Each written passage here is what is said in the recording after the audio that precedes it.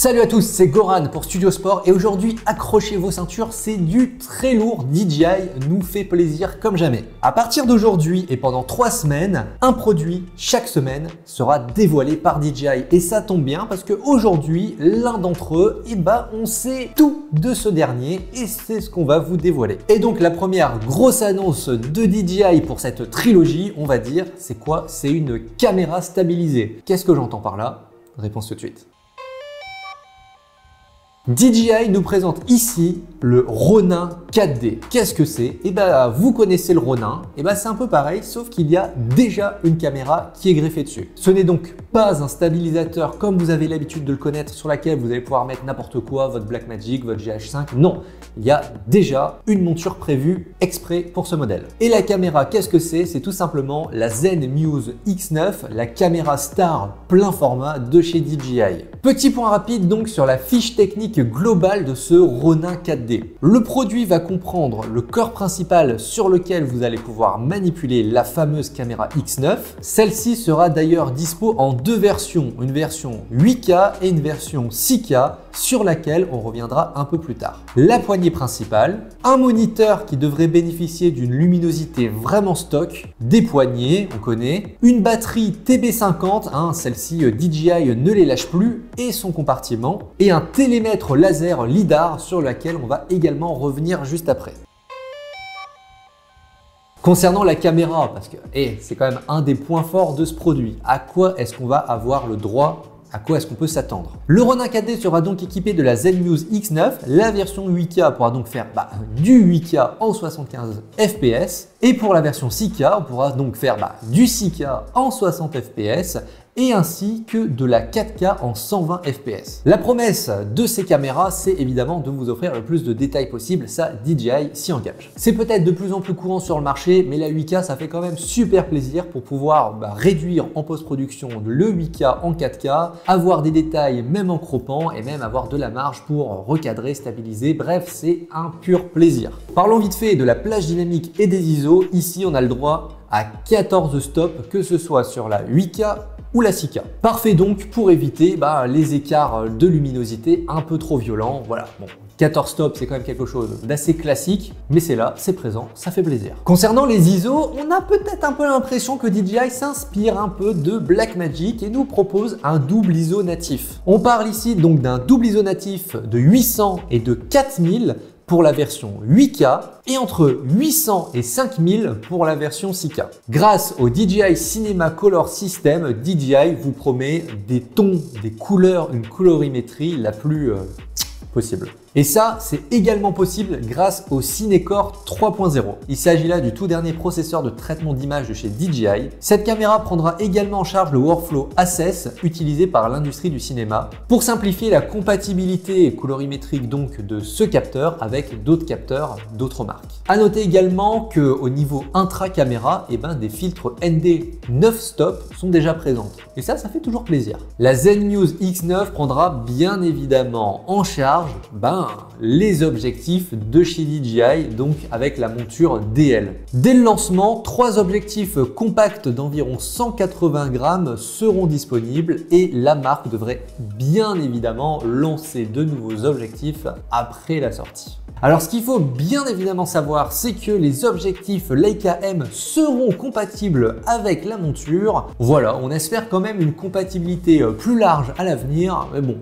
moi personnellement j'y crois moyen. Et de ce qu'on sait, on peut ajouter que le contrôle sans fil via l'émetteur 4D et la technologie de transmission vidéo O3 Pro sera disponible, ce qui vous permettra de faire la mise au point de votre objectif à distance.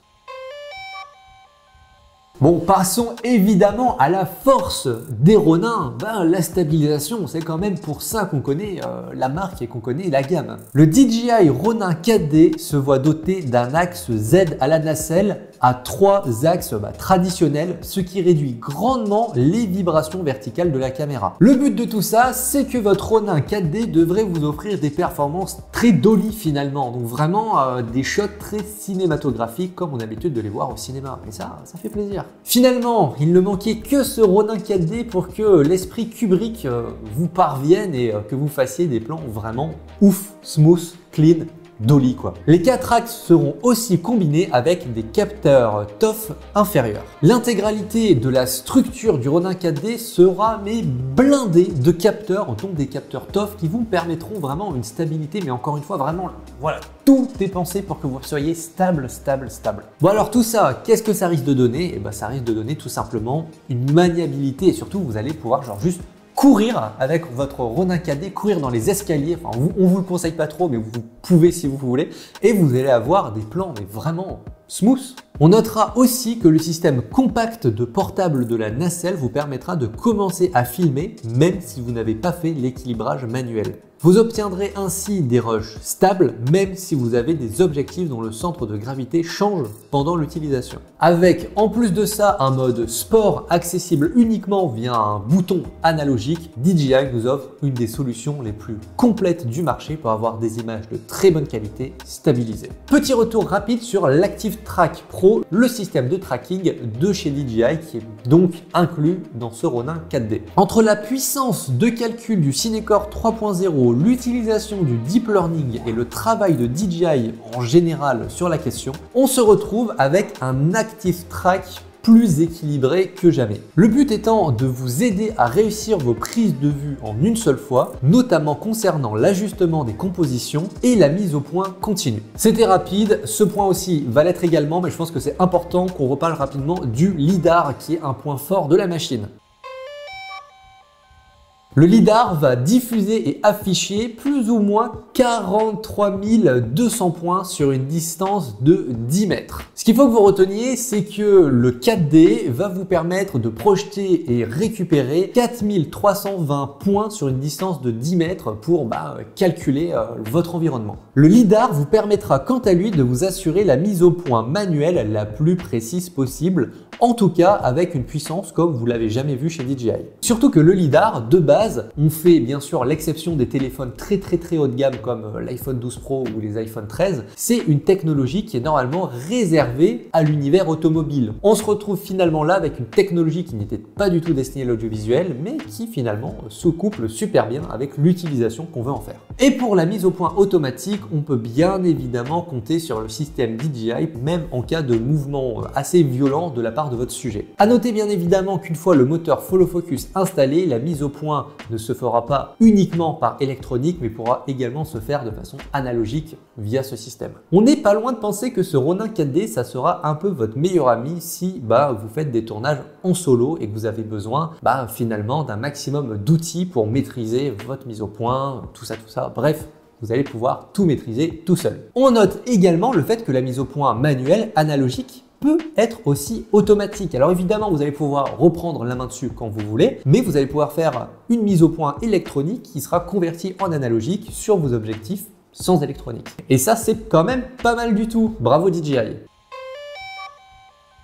Au niveau de la transmission, là, on est sur des chiffres assez intéressants, avec bien sûr toute l'électronique embarquée qui devrait optimiser le flux de transmission vidéo. L'émetteur peut être directement installé sur la machine. L'écran sans fil 7 pouces, quant à lui, offre une luminosité de 1500 nits et une large gamme de couleurs capables de signaux HDMI et SDI grâce au module d'extension. Bon, le point un peu négatif, c'est que, mais bon, ça c'est quand même le cas sur beaucoup de machines du secteur, c'est que les fréquences émises par l'émetteur pourront éventuellement interférer avec vos micros HF. Donc, il va falloir que vous fassiez des essais en termes de fréquence et également avec le matériel que vous avez pour pas avoir de problème. À noter que cet écran sans fil se connecte à moultes éléments, que ce soit les poignées du Ronin 4D, les Master Wheels DJI, au DJI Force Pro et au nouveau DJI Follow Focus à 3 canaux. Bref, on est là sur une optimisation de la synergie entre tous les outils disponibles autour de ce Ronin 4D. Évidemment,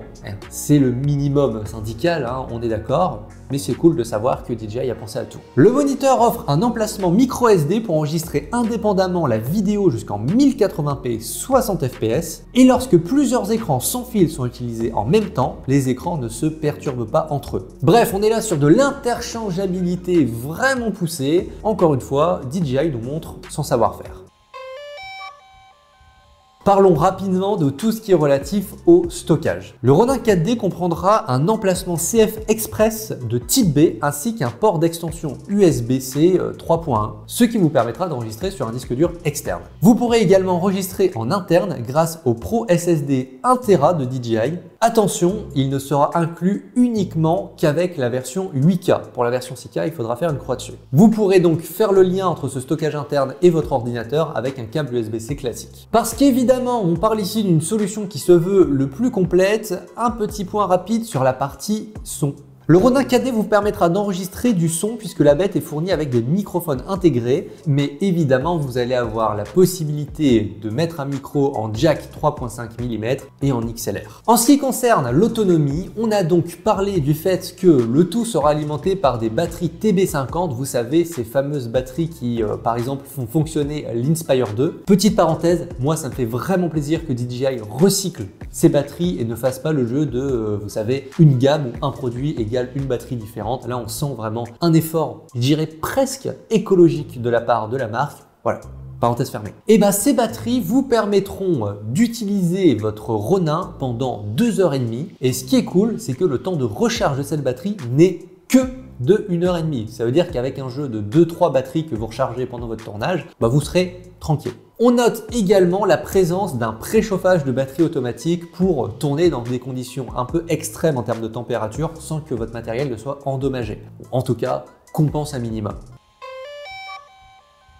Bon, on vient de vous faire un énorme récap de ce premier produit que DJI nous offre pour, vous savez, les semaines à venir. DJI essaie clairement de péter le game avec ce nouveau produit. À voir si en termes de fiches techniques, de specs, c'est quelque chose qui peut tenir dans le temps, qui peut être périn dans votre parc de matériel. Mais qui sait, peut-être que les prochains produits DJI qui vont être annoncés dans les jours et semaines à venir seront encore meilleurs. Et la seule solution pour en avoir le cœur net, c'est de s'abonner à la chaîne Studio Sport. On sera toujours dans les premiers à vous diffuser les infos. Pour les plus pointus d'entre vous, en description, vous retrouverez un lien sur lequel vous trouverez la fiche complète du produit avec toutes les caractéristiques. Comme vous pouvez le voir, on est au taquet. Rendez-vous donc très bientôt pour vous dévoiler les 2 prochains produits DJI. C'est tout pour moi, c'était Goran pour Studio Sport.